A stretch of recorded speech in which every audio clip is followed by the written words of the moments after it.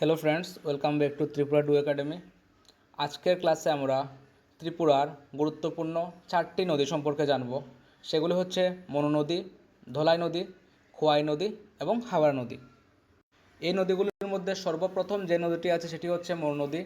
এবার আমরা জানব ত্রিপুরার একটি গুরুত্বপূর্ণ নদী মনু নদী সম্পর্কে। মনু নদীর দৈর্ঘ্য হচ্ছে প্রায় 166 কিলোমিটার। এটি ত্রিপুরার দীর্ঘতম নদী, তাই পরীক্ষার জন্য এই তথ্যটি খুবই গুরুত্বপূর্ণ। মনু নদীটির উৎপত্তি হয়েছে শাখানটাং পর্বতমালার কশিপ চূড়ার নিচে, এবং এই মনু নদী হচ্ছে উত্তরবাহী একটি নদী, এবং আমি আগেই বলেছি যে এই মনু নদীটি হচ্ছে ত্রিপুরার দীর্ঘতম নদী। মনু নদীর দুটি গুরুত্বপূর্ণ উপনদী হল দেও এবং ধলাই নদী, এবং মনু নদীর গুরুত্বপূর্ণ নদী তীরবর্তী অঞ্চলগুলির মধ্যে রয়েছে লংতরাই উপত্যকা, কুমারঘাট এবং কৈলাসহর। এবং মনু নদীটি কুমারঘাট এবং কৈলাসহর হয়ে বাংলাদেশে প্রবেশ করে কুশিয়ারা নদীর সাথে মিলিত হয়েছে। এখানে ম্যাপের মধ্যে আমরা যদি লক্ষ্য করি তাহলে দেখতে পারবো আমরা যে কৈলাসহরের অঞ্চলের উপর দিয়ে গিয়ে এবং কুমারঘাট থেকে নদীটি এসে সেটি বাংলাদেশের কুশিয়ারা নদীর সাথে মিলিত হয়েছে, এবং এই নদীটির দৈর্ঘ্য প্রায় 166 কিলোমিটার। তো পরীক্ষায় যদি প্রশ্ন আসে যে মনু নদী কোন নদীর সাথে মিলিত হয়েছে বাংলাদেশের, তো সেটি হবে বাংলাদেশের কুশিয়ারা নদীর সাথে মনু নদীটি মিলিত হয়েছে। এবার আমরা আলোচনা করব ত্রিপুরার আরও একটি গুরুত্বপূর্ণ নদী ধলাই নদী সম্পর্কে। তো ধলাই নদীটির দৈর্ঘ্য হচ্ছে 117 কিলোমিটার, এবং এই নদীটির উৎপত্তি হয়েছে 18 মুড়া পর্বতশ্রেণী থেকে। ধলাই নদী মূলত উত্তরবাহী একটি নদী, এবং এটি উত্তর দিকে প্রবাহিত হয়েছে।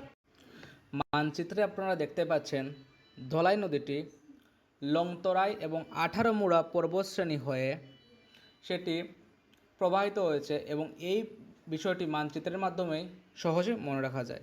ধলাই নদীর মনে রাখার জন্য গুরুত্বপূর্ণ দুটি স্থান হচ্ছে আমাদের কমলপুর এবং আমবাসা। এই দুটি অঞ্চলের মাঝামাঝি স্থান দিয়ে ধলাই নদীটি প্রবাহিত হয়েছে। এরপর ধলাই নদী ত্রিপুরা থেকে প্রবাহিত হয়ে এটি বাংলাদেশে প্রবেশ করে এবং বাংলাদেশের কুদামহাটা অঞ্চলের সাথে মনু নদীর সাথে গিয়ে মিলিত হয়েছে, এবং এই ধলাই নদীর ক্যাচমেন্ট এরিয়া হচ্ছে 695 বর্গ কিলোমিটার, এবং বাংলাদেশের এটি কুদামহাটা অঞ্চলের সাথে মনু নদীর সাথে গিয়ে মিলিত হয়েছে, এবং এটি লংতরাই এবং 18 মুড়া রেঞ্জের মাঝামাঝি অঞ্চল থেকে এটি তৈরি হয়েছে। এবার আমরা আলোচনা করব ত্রিপুরার আরও একটি গুরুত্বপূর্ণ নদী খোয়াই নদী সম্পর্কে, এবং খোয়াই নদীর দৈর্ঘ্য হচ্ছে প্রায় 166 কিলোমিটার, তাই এটি ত্রিপুরার দ্বিতীয় দীর্ঘতম নদী। পরীক্ষার জন্য এই তথ্যটি খুবই গুরুত্বপূর্ণ, কারণ মৌ নদীর প্রথম নদী এবং খোয়াই দ্বিতীয় দীর্ঘতম নদী। খোয়াই নদীটি উৎপন্ন হয়েছে 18 মুড়া পাহাড়ের পূর্বাংশে। এই নদীটি মূলত উত্তরমুখী একটি নদী, এবং অর্থাৎ এটি উত্তর দিকে প্রবাহিত হয়েছে। ত্রিপুরা রাজ্যের উত্তর সাইড বরাবর এই নদীটি প্রবাহিত হয়েছে। মানচিত্রে আপনারা দেখতে পাচ্ছেন নদীটি ত্রিপুরার বিভিন্ন অঞ্চলের মধ্য দিয়ে প্রবাহিত হয়ে তেলিয়ামুড়া, খোয়াই ইত্যাদি অঞ্চলের মাধ্যমে দিয়ে পাশ দিয়ে এগিয়ে যায়।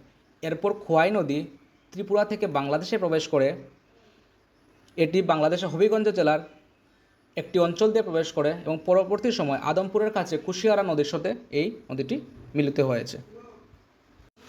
এখন পরীক্ষার জন্য সবচেয়ে গুরুত্বপূর্ণ একটি বিষয় আমরা মনে রাখি যে খোয়াই নদীর এটির দৈর্ঘ্য হচ্ছে 166 কিলোমিটার, এবং এটি ত্রিপুরার সেকেন্ড লংগেস্ট রিভার। এবার আমরা আলোচনা করব ত্রিপুরার আরও একটি গুরুত্বপূর্ণ নদী হাওড়া নদী সম্পর্কে। তো হাওড়া নদীর অন্য একটি নাম হচ্ছে সৈদ্রা, এবং এই নদীটির দৈর্ঘ্য মাত্র 53 কিলোমিটার। শুধুমাত্র 53 কিলোমিটার দৈর্ঘ্য হচ্ছে এই নদীটি। এটি ত্রিপুরার স্বল্প দৈর্ঘ্যের একটি নদী, এবং এই তথ্যটি পরীক্ষার জন্য খুবই গুরুত্বপূর্ণ। হাওড়া নদীর উৎপত্তি হয়েছে চম্পনগরের কাছে এবং বড়মুড়া পর্বতশ্রেণীর পাশাপাশি একটি অঞ্চলে, এবং নদীটি পশ্চিমমুখী অর্থাৎ পশ্চিম দিকে বাহিত হয়। মানচিত্রে আমরা দেখতে পাচ্ছি হাওড়া নদী চম্পকনগর, তারপর জিরানিয়া, কুমলুং, রানীর বাজার, খয়েরপুর ও আগরতলার অঞ্চলের মাঝামাঝি এলাকা দিয়ে এটি প্রবাহিত হয়েছে। এরপর নদীটি ত্রিপুরা থেকে বাংলাদেশে প্রবেশ করে এবং বাংলাদেশের তিতাস নদীর সাথে এটি মিলিত হয়েছে। এই নদীর ক্যাচমেন্ট এরিয়া হচ্ছে 570 বর্গ কিলোমিটার, এবং এই নদীটির গুরুত্ব হচ্ছে এটি আগরতলার মানুষের সারা বছরের জলের সরবরাহের জন্য গুরুত্বপূর্ণ ভূমিকা পালন করছে। এবং এই নদীর সম্পর্কে পরীক্ষাতে আসতে পারে যে ত্রিপুরার ক্ষুদ্রতম অথবা স্বল্প দৈর্ঘ্যের নদী কোনটি, তো সেটি হচ্ছে হাওড়া নদী, মাত্র 53 কিলোমিটার এটির দৈর্ঘ্য। এতক্ষণ আমরা 4টি নদী সম্পর্কে যে সমস্ত বিষয়গুলো পড়লাম সেগুলোর বিষয়ের উপর আমরা একটি এমসিকিউ প্র্যাকটিস সেট করব। তো চলুন দেরি না করে আমরা শুরু করি আজকের প্রথম প্রশ্ন। আজকের ক্লাসের প্রথম প্রশ্নটি হচ্ছে, which is the longest river of Tripura, অর্থাৎ ত্রিপুরার দীর্ঘতম নদী কোনটি? তো সেটির উত্তর হচ্ছে ত্রিপুরার দীর্ঘতম নদী হচ্ছে মনু নদী।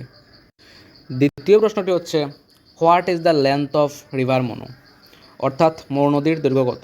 তো সেটির উত্তর হচ্ছে 166 কিলোমিটার।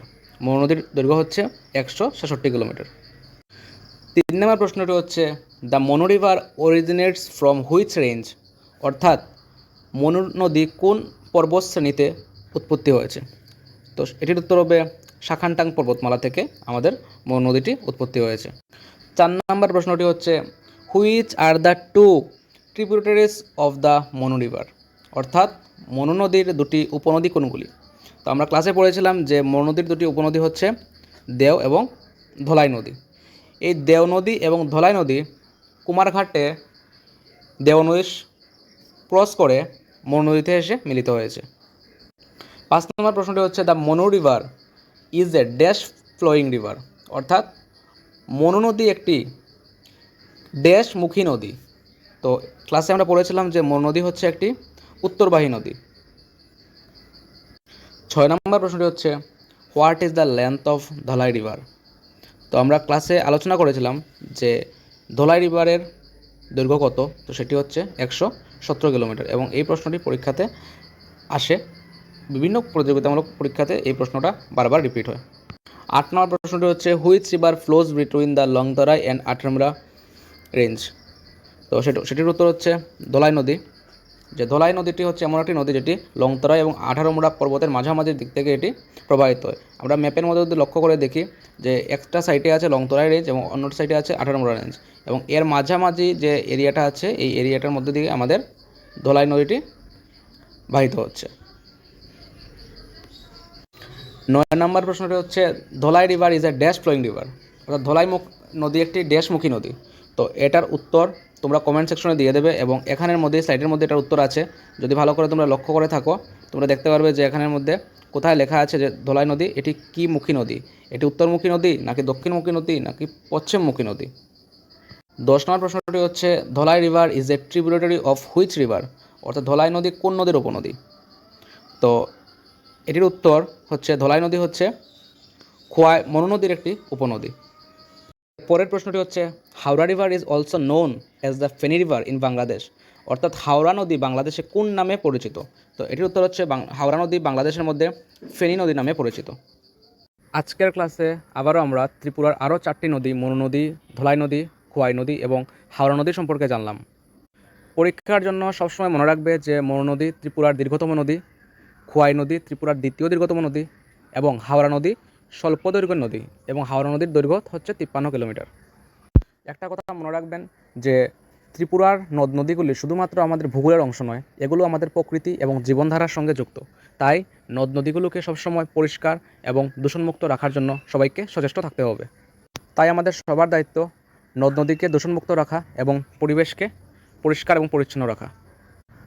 আমাদের ক্লাসগুলি যদি আপনাদের ভালো লাগে থাকে তাহলে লাইক, শেয়ার এবং সাবস্ক্রাইব করবেন এবং পরবর্তীতে আমরা ত্রিপুরার নদীর যে 6টি নদী আমরা কভার করেছি এবং আরও 4টি নদী সম্পর্কে আরও বিস্তারিত ক্লাস আমরা নিয়ে আসবো। ধন্যবাদ, সাপোর্ট করবেন ত্রিপুরা ডু একাডেমিকে। Thank you so much. জয় হিন্দ।